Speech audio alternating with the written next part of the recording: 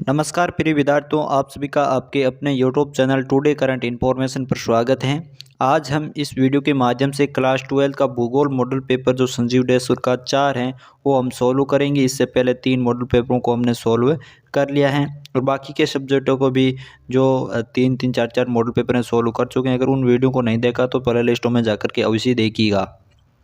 और इसकी जो पीडीएफ है वो टेलीग्राम ग्रुप आरबीएससी क्लास 6-12 में मिल जाएगी, जिसकी लिंक डिस्क्रिप्शन में दे रखी हैं। और इसके अतिरिक्त चित्रकला और जो समाजशास्त्र से रिलेटेड जितने भी इम्पोर्टेंट क्वेश्चंस और हिंदी अनिवार्य हिंदी साहित्य की भी इम्पोर्टेंट जो क्वेश्चंस होंगे वो हमारे नए यूट्यूब चैनल कलाम क्लासेस पर आपको उपलब्ध रहेंगे, तो वहाँ से देख सकते हैं। और उसकी लिंक डिस्क्रिप्शन दे रखी है और चैनल को सब्सक्राइब जरूर करिएगा। तो चलिए दोस्तों, शुरू करते हैं आज के हमारे मॉडल पेपर 4 को और देखते हैं इसमें इम्पोर्टेंट क्वेश्चंस किस प्रकार के पूछे गए हैं। जो ये इम्पोर्टेंट क्वेश्चंस हैं इन मॉडल पेपरों के माध्यम से इन्हीं में से जो हमारा पेपर होगा उसमें हूबहू है सेम टू सेम 70 से 80% तक जो क्वेश्चन हैं वो हूबहू देखने को मिलेंगे। यानी जो 20 से क्वेश्चन मिलते हैं आएंगे तो 20 क्वेश्चनों में आपके 13-14 से ज़्यादा क्वेश्चन हैं हूबहू इन्हीं में से आने वाले हैं। इसलिए आप सभी जो लगातार जुड़े रहें और चैनल को सब्सक्राइब नहीं किया तो सब्सक्राइब ज़रूर करिएगा, ताकि हर एक वीडियो की नोटिफिकेशन आप तक सबसे पहले पहुंच सकें। तो यहाँ पर आज का हमारा पहला सवाल है, बहुविकल्पीय सवाल है, जिसमें पहला सवाल है कि आर्थिक भूगोल का उपक्षेत्र है। तो आर्थिक भूगोल का उपक्षेत्र हो जाएगा संसाधन भूगोल, सैन्य भूगोल, चिकित्सा भूगोल, लिंग भूगोल। तो यहाँ पर करेक्ट आंसर हो जाएगा हमारा संसाधन भूगोल। फिर हमारा अगला दूसरा सवाल है, एशिया में बहुत अधिक स्थानों पर कम लोग और कम स्थानों पर बहुत अधिक लोग रहते हैं, यह टिप्पणी किसकी है? तो ये टिप्पणी हो जाएगी हमारी यहाँ पर करेक्ट आंसर बी ऑप्शन यानी जॉर्ज बी क्रेसी की। अगला तीसरा सवाल है, निम्न मानव किस विकास सूचकांक वाले देशों में सूचकांक का स्कोर है? तो स्कोर कैसा हो जाएगा? यहाँ पर बे ऑप्शन हो जाएगा हमारा कि 0.549% जो नीचे हैं। अगला हमारा 4 नंबर सवाल है कि कोल खोज जिस प्रकार की कृषि को नाम दिया गया है वह है? तो यहाँ पर सहकारी कृषि है, उद्यान कृषि, सामूहिक कृषि, जीवन निर्वाह कृषि। तो यहाँ पर करेक्ट आंसर हो जाएगा हमारा 4 नंबर सवाल का से ऑप्शन यानी सामूहिक कृषि को हम क्या कहते हैं? कोल खोज कहते हैं। अगला 5वां सवाल है कि स्वामित्व के आधार पर उद्योग का प्रकार है। तो स्वामित्व के आधार पर उद्योग के प्रकार हो जाएंगे सार्वजनिक क्षेत्र के उद्योग, निजी क्षेत्र के उद्योग, संयुक्त क्षेत्र के उद्योग और उपरोक्त सभी। तो यहाँ पर उपरोक्त सभी हमारा करेक्ट आंसर हो जाएगा। फिर 6 नंबर सवाल है कि निम्न में से किस क्रिया को तटीय क्षेत्र में शामिल नहीं किया जाता है? तो उद्योग, व्यापार, परिवहन, संचार। तो तटीय क्षेत्र में कौन सी जो क्रिया है वो शामिल नहीं होती है? तो यहाँ पर हो जाएगा ए ऑप्शन है, जो उद्योग है वो क्या तटीय क्षेत्र में शामिल नहीं किया जाता। अगला हमारा 7वां सवाल है, डैन्यूब जल मार्ग किस महाद्वीप में स्थित है? काफ़ी महत्वपूर्ण सवाल है। डैन्यूब जल मार्ग तो एशिया में है, यूरोप में है, अफ्रीका, अमेरिका। तो यहाँ पर करेक्ट आंसर हो जाएगा 7वें नंबर सवाल का बे ऑप्शन, यानी ये जो डैन्यूब जल मार्ग है वो यूरोप महाद्वीप के अंदर स्थित हैं।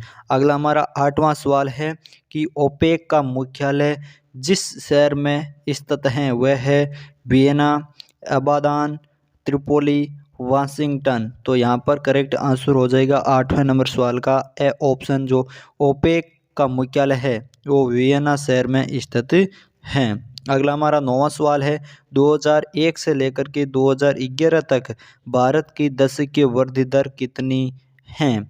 21.51% और 24.66% और 23.85% और 17.64%। तो यहाँ पर करेक्ट आंसर है जो हो जाएगा हमारा दे ऑप्शन यानी 17.64%।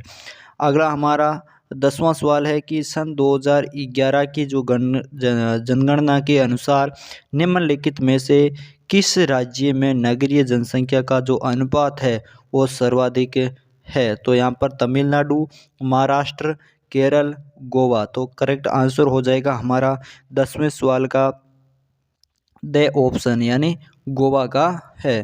फिर हमारा अगला 11वां सवाल है कि निम्न में से खरीफ की फसल है। तो खरीफ की फसल ज्वार, बाजरा, अरहर, उपरोक्त सभी। तो यहाँ पर जो खरीफ की फसलें हैं वो सभी फसलें हैं क्या खरीफ की फसलें? बाजरा भी है, ज्वार भी है और अरहर भी है जो खरीफ की फसलें हैं। अगला हमारा 12वां सवाल है कि निम्न में से किस राज्य में लेंगून झीलें नहीं पाई जाती हैं? तो लेंगून झीलें केरल, राजस्थान, उड़ीसा, पश्चिम बंगाल। तो यहाँ पर करेक्ट आंसर हो जाएगा बे ऑप्शन यानी राजस्थान के अंदर है जो लेंगून झीलें नहीं पाई जाती हैं। अगला हमारा 13वां सवाल है निम्न में से धात्विक खनिज है। धात्विक खनिज कौन सा है? तांबा है, मैग्नीज है, निकल है, उपरोक्त सभी। तो यहाँ पर करेक्ट आंसर हो जाएगा हमारा उपरोक्त सभी जो धातुएं हैं वो धात्विक खनिज हैं जो धात्विक हैं। तांबा भी है, मैग्नीज भी है और निकल भी हैं। अगला हमारा सवाल है कि भारत में सर्वप्रथम रेल किस वर्ष चलाई गई? ये आप कमेंट बॉक्स के माध्यम से बताइएगा। अगला हमारा 14वां सवाल है 15वां सवाल कि भारत के किस पतन का पोताश्रय सबसे गहरा है? तो ये हल्दिया, पारादीप, मुंबई और मारमा गोवा। तो यहाँ पर 15 सवाल का आंसर हो जाएगा हमारा बे ऑप्शन जो पारादीप है। पारादीप पोताश्रय वो भारत के जो सबसे गहरा भारत का जो पोताश्रय है। अगला हमारा सवाल है कि हेपेटाइटिस बीमारी का मुख्य कारण है। तो हेपेटाइटिस बीमारी का मुख्य कारण ध्वनि प्रदूषण, वायु प्रदूषण, जल प्रदूषण और भू प्रदूषण। तो यहाँ पर करेक्ट आंसर हो जाएगा हेपेटाइटिस जो बीमारी है उसका मुख्य कारण है जल प्रदूषण। अगला हमारा दूसरा सवाल है वो है रिक्त स्थानों की पूर्ति कीजिए। तो रिक्त स्थानों में पहला रिक्त स्थान दिया है, रिक्त स्थान देकर के का अर्थ है अवसरों की उपलब्धता में निरंतरता। तो यहाँ पर हो जाएगा निर्वहन। क्या हो जाएगा? निर्वहन। तो ये जो रिक्त स्थान है इसकी पीडीएफ आपको टेलीग्राम ग्रुप में मिल जाएगी, वहाँ से देख लीजिएगा। जो इम्पोर्टेंट क्वेश्चन है वो हम यहाँ पर देख लेते हैं। तो यहाँ पर अगला हमारा तीसरा सवाल है वो अति लघुत्रात्मक से रिलेटेड सवाल है, जहाँ पर पहला सवाल है अति लघुत्रात्मक का कि पृथ्वी के दो प्रमुख घटक बताइए। तो पृथ्वी के दो प्रमुख घटक कौन कौन से हो जाएंगे? भौतिक पर्यावरण और सांस्कृतिक पर्यावरण। फिर अगला दूसरा सवाल है कि अशोधित जन्म दर को किस प्रकार व्यक्त किया जाता है? तो यहाँ पर अशोधित जन्म दर को है प्रति 1000 स्त्रियों द्वारा जन्म दिए जीवित बच्चों के रूप में व्यक्त किया जाता है। फिर हमारा अगला तीसरा सवाल है यूएनडीपी द्वारा प्रयुक्त मानव विकास मापन के कोई दो सूचकांक बताइए। तो एक तो हो जाएगा मानव विकास सूचकांक, दूसरा हो जाएगा मानव गरीबी सूचकांक। फिर हमारा अगला चौथा सवाल है सार्वजनिक क्षेत्र के उद्योग एवं निजी क्षेत्र के उद्योग में कोई अंतर बताइए। तो सार्वजनिक क्षेत्र के उद्योग सरकार के अधीन होते हैं, जबकि निजी क्षेत्र के उद्योग है जो उद्योगों का स्वामित्व व्यक्तिगत निवेशकों के पास में होता है। और फिर है पांचवा सवाल द्विपार्श्विक द्विपार्श्विक जो व्यापार है उससे क्या आशय हैं? तो द्विपार्श्विक जो व्यापार है वो दो देशों के द्वारा एक दूसरे के साथ में किया जाता है। अगला हमारा सवाल है कि भारत में अधिकांश समय बाढ़ की चपेट में रहने वाले दो क्षेत्रों के नाम बताइए। तो यहाँ पर हो जाएगा एक तो असम हो जाएगा और दूसरा हिमालय क्षेत्र। अगला सातवां सवाल है जल प्रदूषण के कोई दो कारण। साधारण सा सवाल है तो जल प्रदूषण के दो कारण हो जाएंगे औद्योगिक कचरे का नदी नालों में झीलों में विसर्जन, नगरों का वाहित मल निपटान का तथा नगरीय जो वायु जल है। अगला हमारा खंड ब है जिसमें सवाल है 4 नंबर जो मानव भूगोल के संभववाद उपागम की प्रमुख विशेषताएं बताइए। इंपॉर्टेंट सवाल है मानव भूगोल के संभववाद उपागम की प्रमुख विशेषताएं। तो यहाँ पर एक फर्स्ट विशेषता हो जाएगी कि मानव अपने वातावरण में आवश्यकता अनुसार परिवर्तन कर सकता है और वह प्रकृति को संशोधित ही नहीं वरन परिवर्तित भी कर सकता है। दूसरा सवाल पर पॉइंट हो जाएगा कि प्रकृति पर विजय प्राप्त करना संभव है। और तीसरा पॉइंट हो जाएगा कि प्रकृति अवसर प्रदान करती है तथा मानव इनका प्रयोग जो उपयोग है वो करता है और धीरे धीरे प्रकृति का मानकीकरण हो जाता है तथा प्रकृति पर मानव प्रयासों की छाप पड़ने लगती है। यह जो है मानव भूगोल के संभववाद उपागम की प्रमुख विशेषताएं हो जाएगी। फिर हमारा अगला सवाल है 5 नंबर कि औद्योगिक क्षेत्र सघन जनसंख्या वाले क्षेत्र क्यों होते हैं, बताइए। ये भी काफ़ी महत्वपूर्ण सवाल है। तो विश्व के औद्योगिक क्षेत्रों में सघन जनसंख्या पाई जाती है। औद्योगिक क्षेत्र लोगों को रोजगार के अवसर उपलब्ध करवाते हैं और बड़ी संख्या में लोग हैं जो उद्योग तथा कारखानों के आसपास बस जाते हैं। इनमें श्रमिक, ड्राइवर, दुकानदार, डॉक्टर्स, बैंक कर्मी, अध्यापक तथा अन्य सेवाएं प्रदान करने वाले लोग होते हैं। जापान का कोबे ओसाका जो प्रदेश है वो उद्योगों की अवस्थिति के कारण ही सघन बना हुआ है। अगला वेरी इंपॉर्टेंट सवाल है कि बड़े पैमाने के उद्योग एवं लघु पैमाने के उद्योग में कोई तीन अंतर बताइए।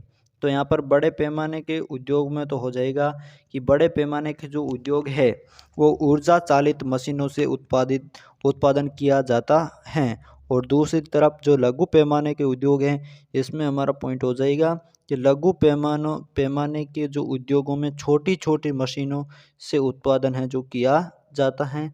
और जो अगला दूसरा पॉइंट हो जाएगा कि इन उद्योगों में यानी जो बड़े पैमाने के उद्योग हैं इन उद्योगों में पूंजी का विपुल मात्रा में निवेश किया जाता है, जबकि लघु पैमाने के जो उद्योग हैं इन उद्योगों में कम पूंजी निवेश के उद्योग लगाए जाते हैं। तीसरा पॉइंट हो जाएगा ये उद्योग जो बड़े पैमाने के उद्योग हैं ये उद्योग विकसित देशों के विकास का आधार होते हैं और जबकि जो लघु पैमाने के उद्योग होते हैं ये उद्योग विकासशील देशों की अर्थव्यवस्था के जो अर्थव्यवस्था होती है उसमें महत्वपूर्ण स्थान है रखते हैं।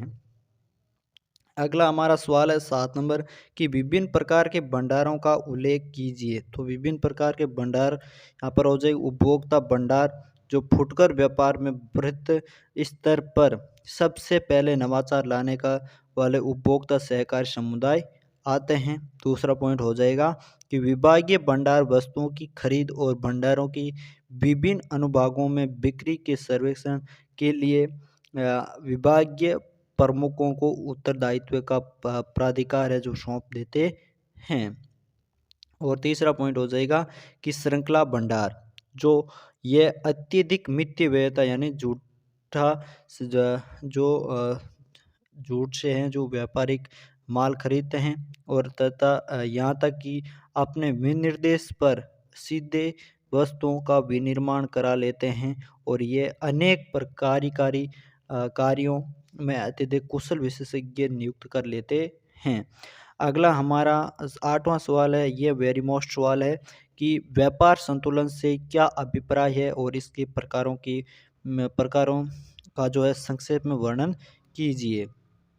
व्यापार संतुलन जिससे आशय हो जाएगा कि किसी देश के आयात व निर्यात के मध्य मूल्यों में जो अंतर होता है तो अंतर को उस देश का व्यापार संतुलन कहा जाता है। और व्यापार संतुलन के प्रकार जो है वो निम्न 2 प्रकार हैं, वो है अनुकूल व्यापार संतुलन और दूसरा है प्रतिकूल संतुलन व्यापार। जो अनुकूल व्यापार में जब किसी देश का निर्यात उसके आयात से अधिक होता है तब उस देश का जो व्यापार है वो अनुकूल या धनात्मक व्यापार संतुलन की स्थिति में होता है।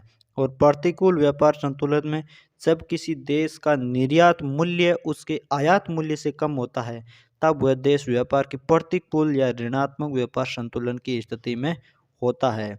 फिर हमारा अगला 9वां सवाल है, ये भी वेरी मोस्ट सवाल है, देश में जनसंख्या की तीव्र वृद्धि के क्या कारण हैं। तो यहाँ पर हो जाएगा पहला तो कि मृत्यु दर की तुलना में जन्म दर का उच्च होना, पहला कारण तो हो जाएगा, यानी मृत्यु दर की तुलना है उसमें जन्म दर है का जो उच्च होना। दूसरा हो जाएगा कि देश में औसत जीवन अवधि का 23 वर्ष से 60 वर्ष से ऊपर हो जाना। और तीसरा पॉइंट हो जाएगा हमारा कि 1 साल से कम आयु के शिशुओं की मृत्यु संख्या में कमी होना। और चौथा हो जाएगा देश में आप्रवास की स्थिति के कारण लोगों की संख्या में वृद्धि होना। और फिर पांचवा बाल विवाह, अशिक्षा, निर्धनता होने एवं परिवार कल्याण जैसे विचारों की कमी आदि अन्य कारणों के कारण जो है जनसंख्या में तीव्र वृद्धि हुई है। अगला सवाल है अर्धगुच्छित बस्तियों का पर संक्षिप्त टिप्पणी लिखिए। और अगला 11वां सवाल है हमारा कि जो काफ़ी महत्वपूर्ण सवाल है कि परिवहन के 3 प्रमुख साधनों का उल्लेख कीजिए। तो परिवहन के हो जाएंगे, पहला तो हो जाएगा स्थल परिवहन, जो सड़क परिवहन, रेल परिवहन या पाइपलाइन परिवहन ये हो जाएंगे। और फिर है जल परिवहन, जिसमें सागरीय महासागरीय जो नौकाएं चलती है, जहाजें चलती हैं, वो हो जाएगा जल परिवहन। और तीसरा है जो वायु परिवहन हो ही जाएगा, अंतर्राष्ट्रीय जो राष्ट्रीय वायुयान होते हैं वो उड़ते हैं। अगला हमारा 12वां सवाल है उन महत्वपूर्ण मद्दों का नाम बताइए जिन्हें भारत विभिन्न देशों से आयात करता है। तो भारत विभिन्न देशों से उर्वरक, पेट्रोलियम, खाद्य तेल, लुगदी तथा अपशिष्ट पेपर, पेपर बोर्ड व अखबारी कागज, एलॉय धातुएं, धातुमय अयस्क, लोहा, स्टील, मोती व बहुमूल्य रत्न, दालें, गैर धात्विक खनिज, व्यावसायिक उपस्कर, मशीनरी, वस्त्र, धागे, कोयला, कोक जो तथा जो स्टिका है वो पेट्रोलियम उत्पाद, चिकित्सकीय एवं फार्मा उत्पाद, रासायनिक उत्पाद आदि का आयात करता है। अगला हमारा सवाल है 13वां कि भारत में भूमि प्रदूषण कम करने के कोई 3 उपाय बताइए। तो भारत में भूमि प्रदूषण को कम करने का उद्योग पहला हमारा हो जाएगा कि उद्योगों द्वारा निकले अवशिष्ट जल का प्रयोग सिंचाई में नहीं करके मृदा के ह्रास को रोका जा सकता है। और दूसरा हो जाएगा उद्योगों एवं नगरों से निकले अपशिष्टों एवं विषैले जो पदार्थों को उपयोगी भूमि में नहीं मिलने देना चाहिए और वरन इनको निर्धारित स्थानों पर ही डालना चाहिए। और तीसरा हो जाएगा रासायनिक खाद एवं उर्वरकों के स्थान पर कंपोस्ट खाद का उपयोग करना चाहिए। फिर खंड 6 है जिसमें हमारा 14वां सवाल है, जो इम्पोर्टेंट क्वेश्चन है वो हम देख लेते हैं, बाकी आपको पीडीएफ में मिल जाएंगे।